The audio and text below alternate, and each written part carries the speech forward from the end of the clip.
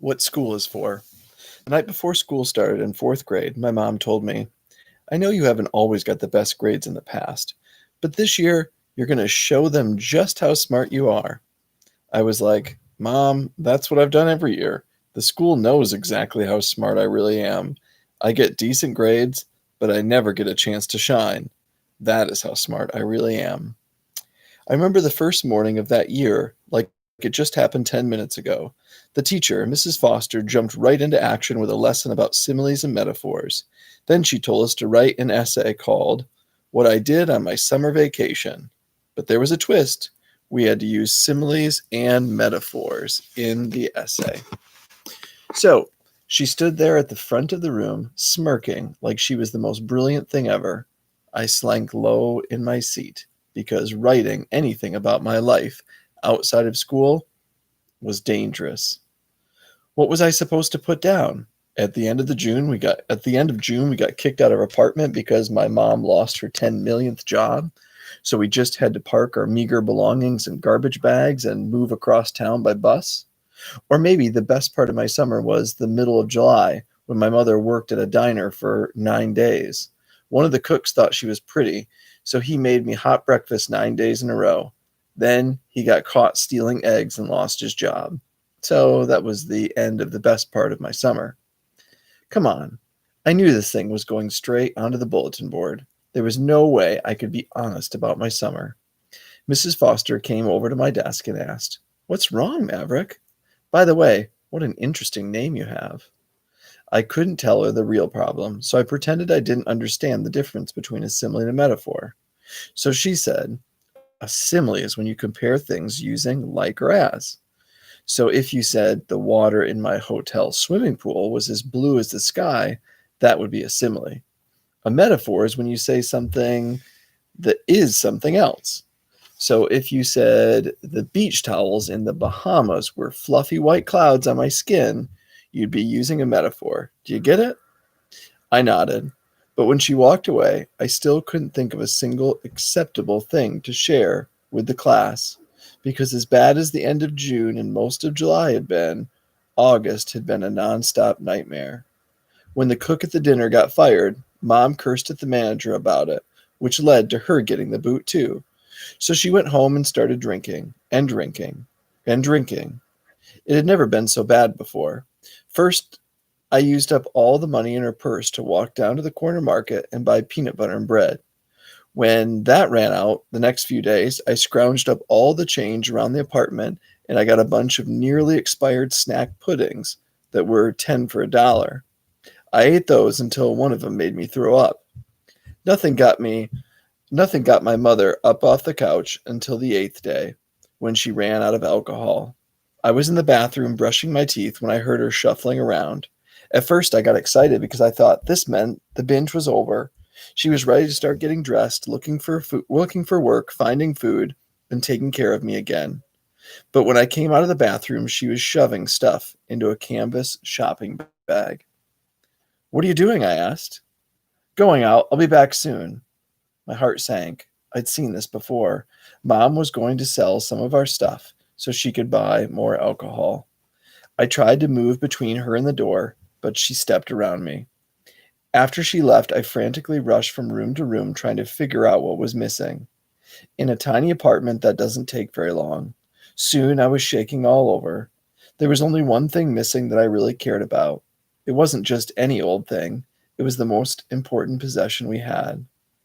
That was what made me call Aunt Cat, and what caused the huge, ugly battle between Mom and my aunt. If I wanted a great metaphor to use in Mrs. Foster's assignment, I could have said, This summer, my mom drank up my dead father's army medal. Instead, I just sat there and took my first zero of the year. That gave Bowen Strack about a month's worth of material for making fun of me. He ran around school saying things like, I'm Maverick Falconer. My summer vacation was like sitting in an apartment all day with no friends and doing nothing. Oops, sorry, I messed that up. I mean, my summer vacation was sitting in an apartment all day with no friends and nothing to do. So you see, schools are really good at sorting us out.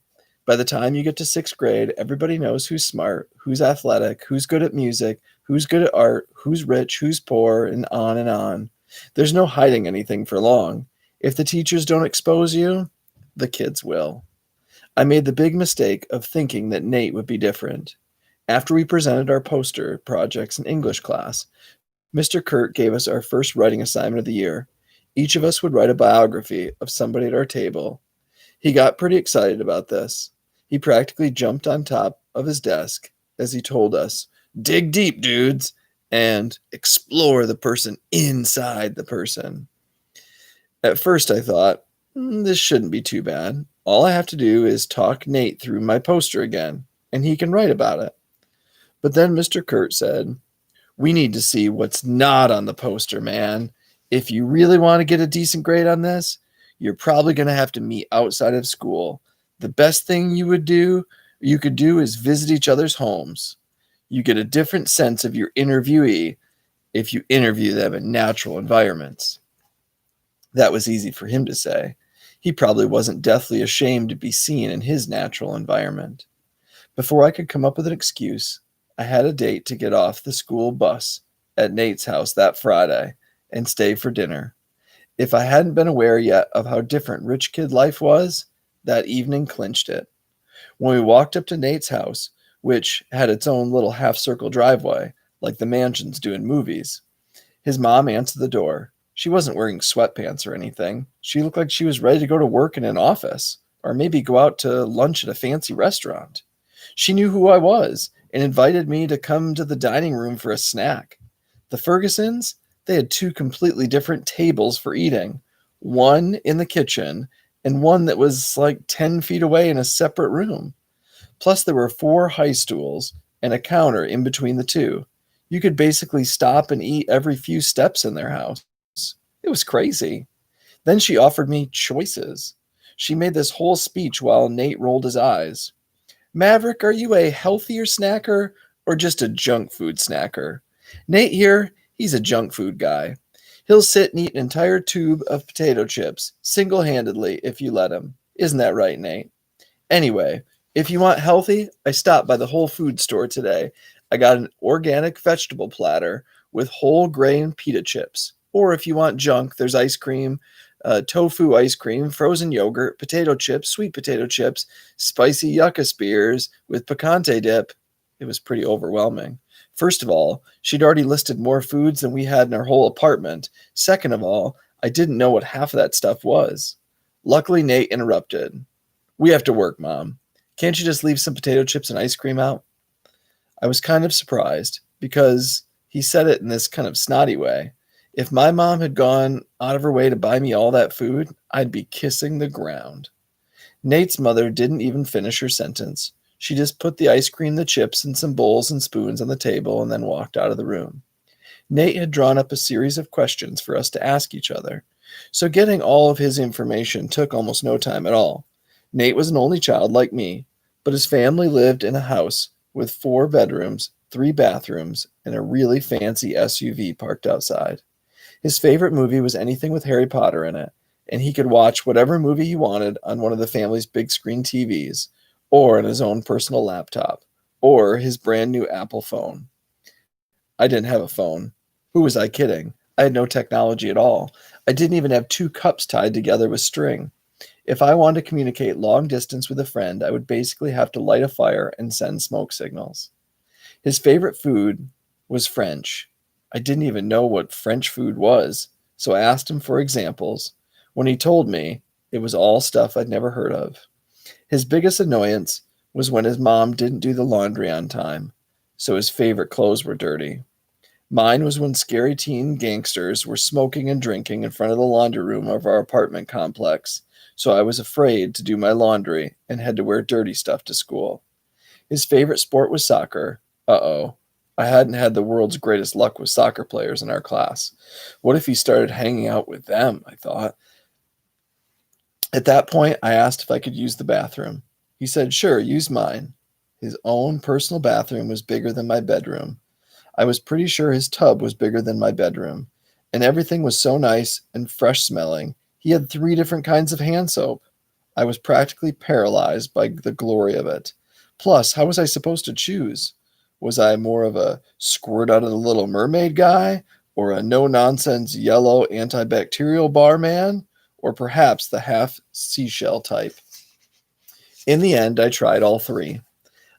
Left there feeling intimidated, but pretty clean. After the interview, we played games on the system in his room until dinner.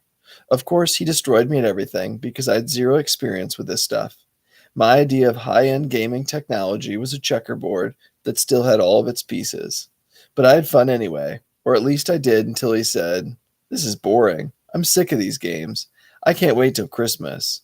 When we get back from the Bahamas." That was the moment I decided his parents couldn't drive me home. I made up a lame excuse about how my mom didn't like me to be home alone when she was working late. I asked to use the phone and called Aunt Cat. She said she could pick me up after dinner. It all worked out fine at the moment. It was only later that I realized something. I had called her Aunt Cat, and Nate had seen her when she picked me up. Now Nate knew my aunt was my aunt. What if he somehow saw her at school when she was supposed to be being my mom? And of course, the next Monday, Nate started asking when he could come over to my house. I told him every little lie I could think of. My mom had the flu, our kitchen was being redone, I had a late dance class. Why the heck not? In the end, though, I couldn't make him fail English just so I wouldn't get humiliated. So I asked if we could just do the interview at his place again. I would bring the snacks and show and tell items. He told me not to worry about the snacks, and we arranged to meet at his house that Saturday. I had to take 2 city buses and then walk several blocks, and I was basically dying by the time I staggered up to his door with a gigantic cardboard box in my arm and a knapsack on my back. But at least he hadn't seen my apartment or interacted with my mom. I had left her a note, but I suspected she still would be out cold when I got home. Just another fun weekend of quality time at the Falconer estate. Nate's mom had come through again on the snack front. As we worked our way through a constant flow of chips, dips, vegetables, juices I couldn't even describe, much less name, I answered all of Nate's basic questions. Then he asked me what I had brought. First, I opened the backpack, took out a folder, and showed him a picture I had drawn of my father's medal. I had spent hours getting the details right from memory. I had even drawn the medal's 3-colored ribbon and the plush velvet-lined case the medal had come in. Plus, one day in school when we had free time on the computer, I typed out the commendation letter that had come with it. I knew every word by heart. "Wow," said Nate. "But why didn't you bring the real thing?" I can't because of my mom." Well, this was technically true, but boy, I wish with all my heart that I could have shown him the real thing. Everybody loves a good medal, including me. I paused for a moment and considered showing him my sheriff's star, which was in my pocket as usual, but a plastic star seemed pretty lame compared to an actual medal.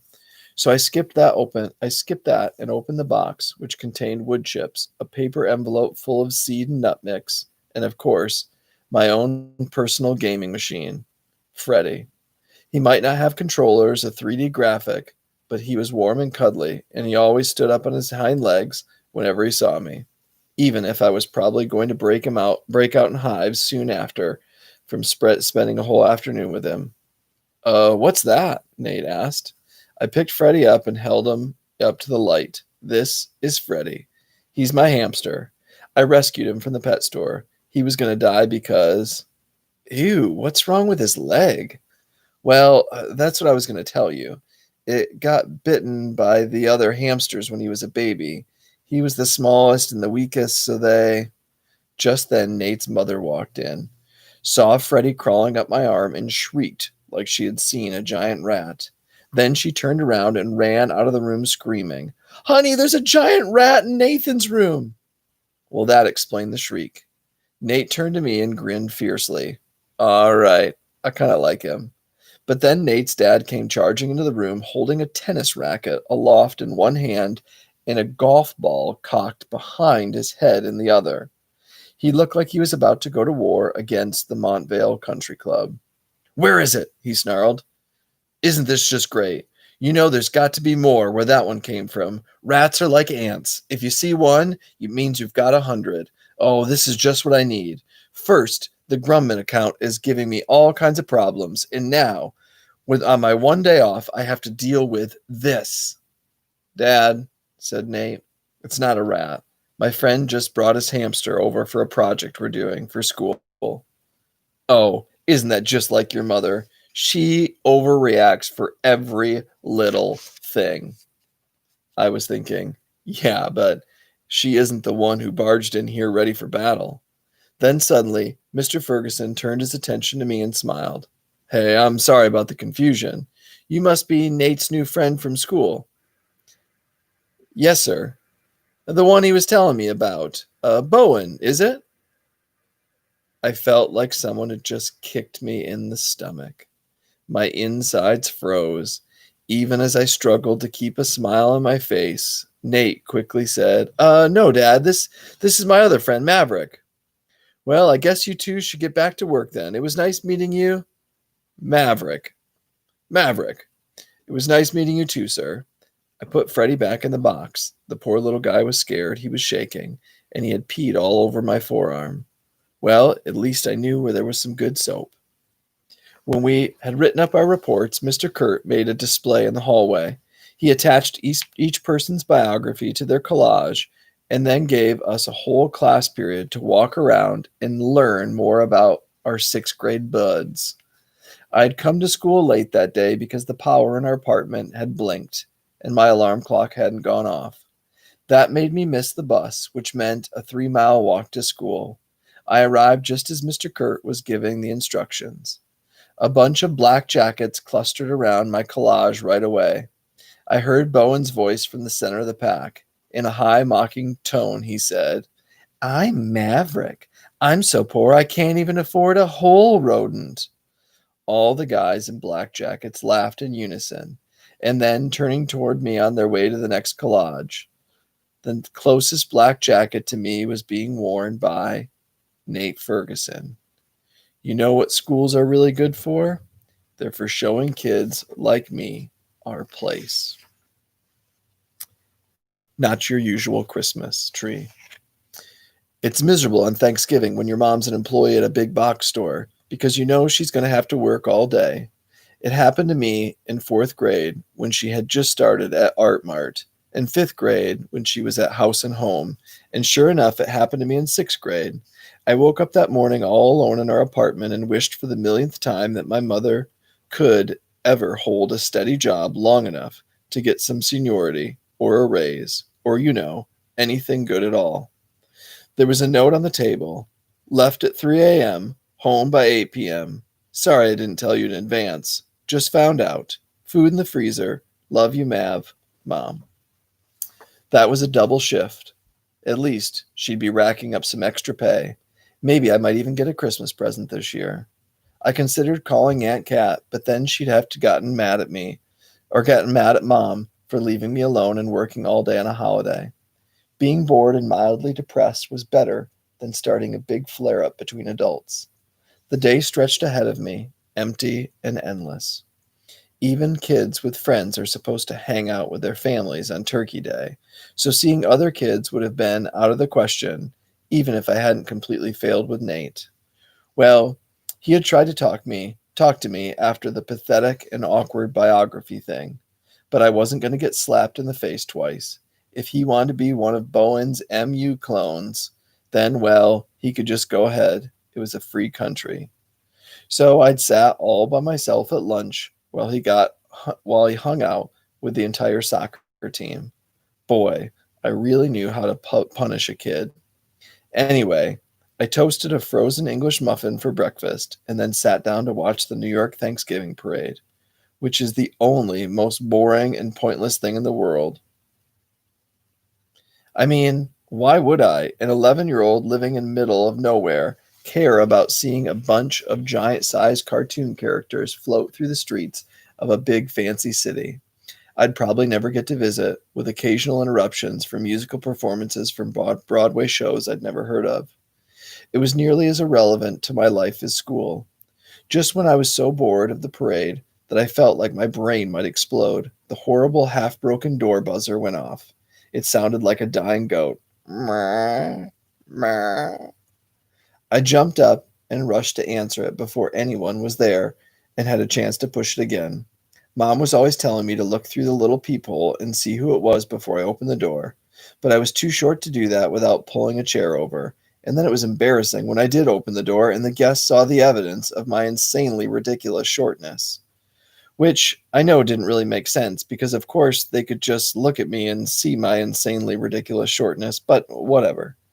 Imagine my surprise when I opened the door and found myself face to face with Johnny. He was wearing a big, puffy down jacket. Next to him was a box that was nearly as tall as he was. Something spiky and silvery was sticking out of the top.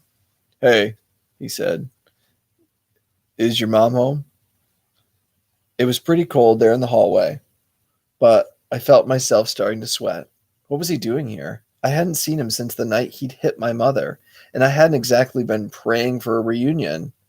No, she's working." "What do you mean she's working?" "She told me she'd be here. I brought a tree over. It fell off a truck." He winked at me. Two thoughts flashed through my mind. The first was, okay, it's the 21st century. Who still winks? The second thought was, oh my gosh, he just said the tree fell off a truck. My mom said our TV fell off a truck. Does that mean the coolest objects in our house came from Johnny? Yuck. I must have stood and stared like an idiot for a little bit too long because Johnny said, "Well?" "Oh, sorry," I said, while thinking, why am I sorry? Why am I always polite to people, no matter how much I hate them? Why don't I just go ahead and offer him some tea and cakes while I'm at it? "Well, I woke up and found a note. She must have gotten a text last night after I went to sleep. She's supposed to work. I woke up and found a note. She said she got a text last night and went to sleep. She's supposed to work a double shift." "Well, can I come in and leave this here?" I wasn't really sure what the etiquette was for this unusual social situation. I mean, where do you direct a question like this? "Hey, my mother's an abusive ex-boyfriend just brought over a tacky fake Christmas tree. Do I let him in? Do I offer him a beer? Am I supposed to hang out and watch football with him for 6 hours until my mom gets home?" In the end, I just stepped aside. After Johnny set the box up in the living room, right between the couch and TV, he left without saying another word. Then I spent several hours getting really, really mad. I mean, on the other hand, bringing someone a Christmas tree is theoretically a nice gesture, but there were a whole lot of buts. But he hadn't even said hello to me, or goodbye, or sorry I busted your mom's face. But he had put the tree right between my seat and the parade. What kind of jerk move was that? I mean, I hated the parade, but he didn't know that. For all he knew, I'd been waiting all year to watch the cast of the newest Disney show lip sync their hearts out. But my mom hadn't said anything about him for 2 months. What was he doing back in our lives at all? But when I opened the box to move it, I saw that the tree was a butt ugly monstrosity. I assumed it had been stolen from somewhere. Were we supposed to be grateful to him for bringing us the lovely gift, this illegal, all silver, spray painted fake branches sticking out at all weird angles, metallic horror? But why was I the only kid in the world whose mom couldn't find a guy smart enough to know that trees are supposed to be green? Jeez. I dragged the box to the corner of the room, went back to the couch, eventually found a football game, and tried to concentrate on that lovely violence. But I was too mad for even the violence to calm me down. Even after watching an entire game and a half, I was still ticked off. It was terrible. It got so bad I contemplated grabbing the whole box, chucking it in the dumpster behind our building, and not mentioning Johnny's visit at all. But I figure he probably texted her about it. Besides, I knew my mom, and I knew that she would feel so terrible for lying to me that she would go out and spend money we didn't have on a real nice tree, and a nice tree stand, and ornaments, and tinsel. By the time she was done feeling guilty, we would be out of spending money for a month. The last time she had gotten back together with an abusive boyfriend behind my back, she had blown a bunch of cash taking me to amusement park, and then our electricity got turned off. So instead of doing what I desperately wanted to do, I decided to surprise my mom by unpacking the tree and setting it up as a surprise for her. Am I a tough guy or what? It didn't take long because the whole tree basically snapped together like 3 steps. All I had to do was follow the handy diagram that was included at the bottom of the box. Well, it was either that or learn to read the instructions, which appeared to be written in Chinese. I decided the pictures would be a little more practical. When I was finished, our so called tree looked more like the mutant offspring of a broken space age lamp and a millipede, but unfortunately, I was pretty sure I'd put it together correctly. I washed my hands and then played with Freddie for a while. I didn't want to get any toxic metal dust from the tree on his fur. Usually holding Freddie made me feel better. Well, aside from the itching and sneezing, of course. But I was so sad that even he couldn't cheer me up. Plus, he kept pushing himself into my chest like he was trying to dig a nest in my body. I think he was freaked out by the tree. Smart rodent, right? After a while, I realized it was getting close to 8 o'clock, so I decided to make my mom's long day easier by setting the table and microwaving 2 TV dinners for us. We didn't have 2 turkey ones, but there was a turkey one and a chicken one, which I thought was pretty close. I had just finished up when I heard Mom's key in the door. Hi, I said, dinner's ready. Thanks, honey, she said, dragging herself into the kitchen. She looked exhausted. I mean, she basically always looked that way, but after a double shift on a holiday, she looked sort of yellow under the artificial lighting, and much older than usual. My day had mostly been boring, with a bunch of frustration and some anger and fear thrown in. But until I took a look at my mother, I hadn't really stopped to think about what hers had been like. She looked defeated. I hated it. We spoke at the same time.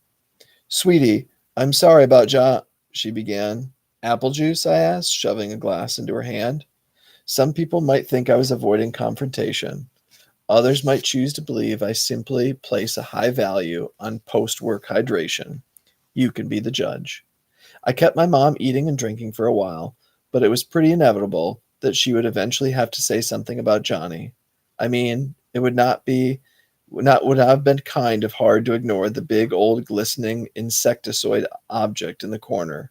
Plus, obviously, I had been right, and they had been in touch with each other during the day.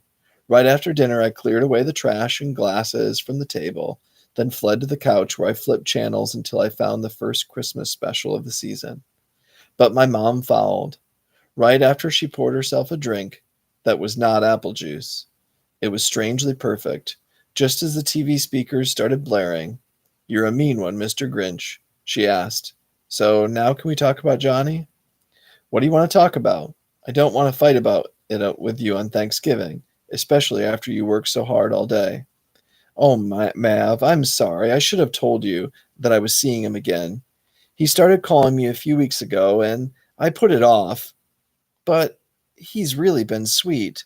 Honestly, I think he's changed." I didn't mean to, but I must have accidentally let out a bit of a snorting noise. "No, I'm serious, Maverick. He's been attentive and courteous, and he brought us this lovely tree." I raised an eyebrow. "I mean, it's not your usual Christmas tree." I raised my eyebrow further. "All right," she said. "It's pretty awful, but don't you think it was thoughtful of him to bring it here and put it together for us?" I snorted again. "What?" "Nothing," I said. "What, Maverick? I'm not a mind reader." Clearly, I thought. "Mom, he didn't put the tree together. I did. All he did was come here, put it right between me and the TV, and leave. He wasn't even polite to me." "I'm sorry about that. Thank you. Thank you for putting the tree together and for making dinner. You really are something. But I think you should give Johnny a second chance. Could you do that for me?" "Mom," I said, trying my hardest to keep my voice from breaking. "Please. He he hit you." "But I see some good in him, Mav. I hope one day you'll understand. People are complicated. There's good in everybody. Well, I think you're wrong, Mom. I'm afraid he's going to hurt you again. But I meant it when I said I don't want to fight on Thanksgiving. Thank you for working to support me. I love you. Then I stormed off to bed very, very lamely before the Grinch's heart had even had a chance to grow 3 sizes. Mine was feeling pretty small. I lay there in the dark for a long time, trying to count the number of times Mom got up, walked to the kitchen, and clinked ice cubes into her glass. I lost track at 4. The worst kid in daycare. When I was little, I used to come home every day and tell my mom about this kid who was always getting in trouble in my daycare class. It was never anybody else, just this kid with a funny name getting scolded by the teachers again and again. We'd be getting in line for snack time and I'd hear, "Toddler, we keep our hands to ourselves in the snack line." Or at lunchtime I'd hear, "Toddler, that is not how we drink our milk." During outdoor recess, it was, "Toddler, we wait our turn for the slide. We don't push our friends, and we don't throw mulch, ever." Throwing mulch was a big problem in daycare. Anyway, the situation really troubled me. I couldn't figure out who this child was, so I thought, how bad can he be if I can't even pick him out of a crowd? I mean, there are like 6 boys in the group, and I haven't noticed one of them being particularly deranged. Plus, if they can yell at this kid 24/7 now, who's going to stop them from switching targets and starting in on me? It was enough to turn any 3-year-old into a nervous wreck. It's amazing. I didn't take up smoking or something at the time. The problem didn't stop until one day at dinner when my mom smacked her forehead and said, "Toddlers." I was like, "Say what?" She explained, "Your teachers aren't yelling at a kid named Toddler, Maverick, honey. They're saying toddlers.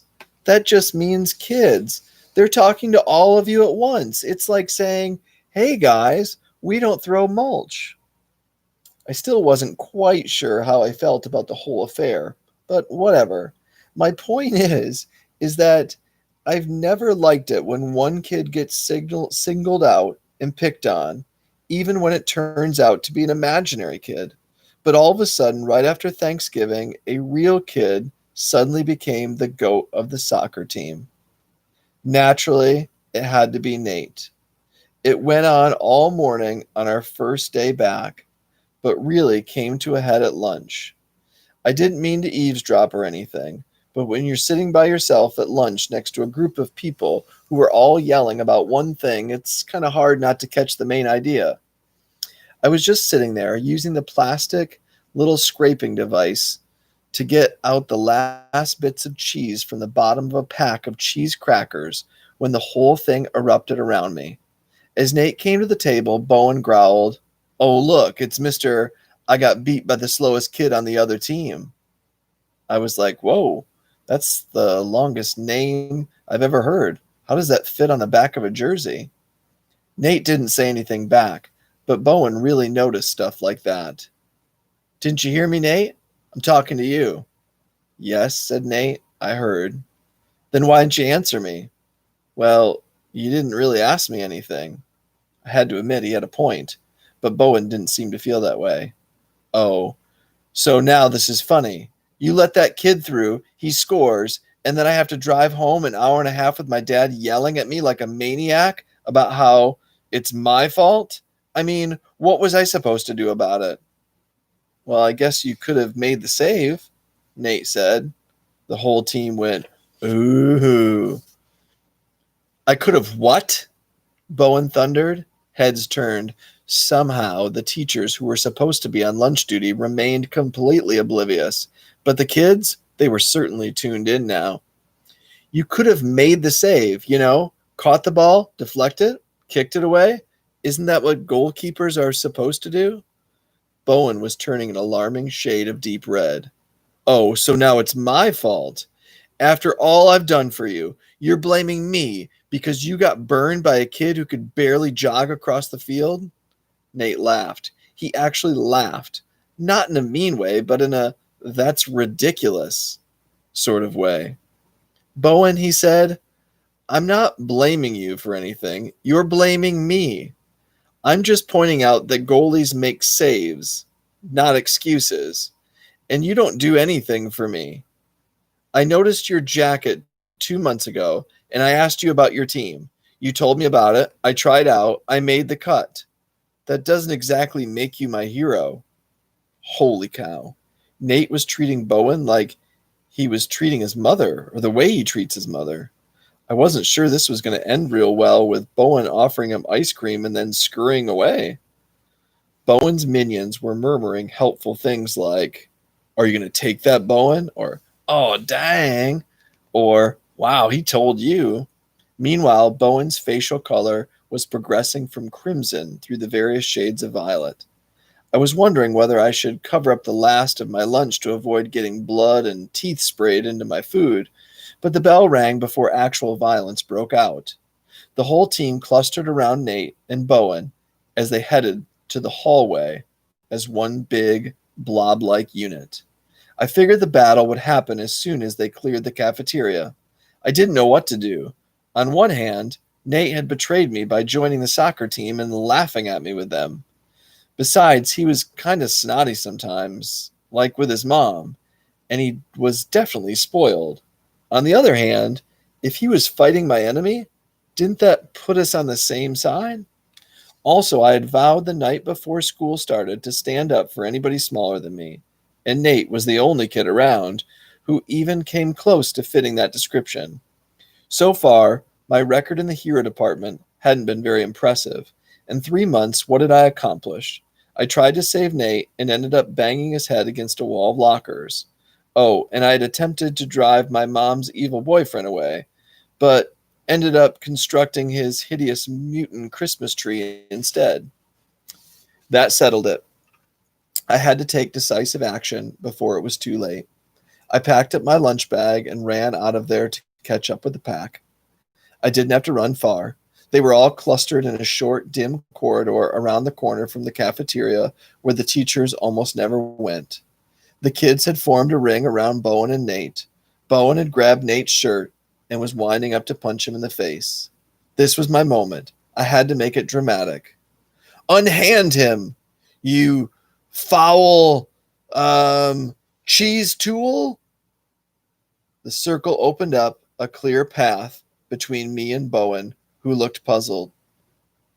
Cheese stool? He asked. What the heck is a cheese stool? I said cheese tool with a T, not stool with an S. Cheese tool. Okay. What the heck is a cheese tool then? That was a fair question. The phrase just kind of had popped into my head. Nate spoke up. Wow, Bowen, you don't even know what a cheese tool is? You're dumber than I thought. I was thinking, shut up. That's not really helping. But Nate didn't get my telepathic message. A cheese tool, Nate said, as though he were lecturing our class on vocabulary terms, is the little plastic rectangle that comes in a pack of cheese and crackers. You know, the thing you use to spread the orange cheese product? Right, Maverick? Everyone turned and stared at me, including Bowen. Well, at least he couldn't kill Nate if he was forced to focus on me. That's right, I told him. That is what a cheese tool is. And, Bowen, you are one. Bowen said, and how exactly is that an insult? What do you mean, how is that an insult? I just called you a cheese tool. Yeah, but everyone loves that orange cheese product, right? It's delicious. I'd be proud to spread that cheese product onto crackers. Thus you are like the worst insulter ever. The crowd didn't know what to make of this. Half of the kids seemed to be muttering things like, cheese tool? What a moron. But the other half were like, dang, Bowen just got called a cheese tool. Well, maybe one or two kids were saying, oh man, I wish I had some of that delightful orange cheese product right now. The important thing was that nobody was beating anybody up until Nate said, so, Bowen, are you going to hit me or not? You cheese tool. It was on. I stepped forward trying to come up with a superhero move that would disable Bowen before he could massacre Nate. My odds of success appeared slim, but just then I felt a mighty hand grasp the back of my neck and propel me forward as a scornful voice spoke in my ear. Personally, I think all three of you are a bunch of cheese tools. Nice insult, by the way. I turned and caught a glimpse of my assailant's neck. I was in the iron grip of Jamie Thompson. Thank you, I squeaked as she shoved me hard into Bowen and Nate. You're going to get the whole class in trouble. Did you ever stop and think of that? I shook my head. I was pretty sure Bowen and Nate must have shaken their heads too. However, of course, Bowen had to say something. But Jamie cut him off. But what? What do you think is going to happen in about 2 minutes when the late bell rings and none of us are in class? Somebody's going to call the bee, and then we're all going to get in trouble just because you three boneheads can't control yourself. Boneheads? A deep voice asked. I thought they were cheese tools. Either Jamie's time estimation skills were off, or the bee was running ahead of schedule.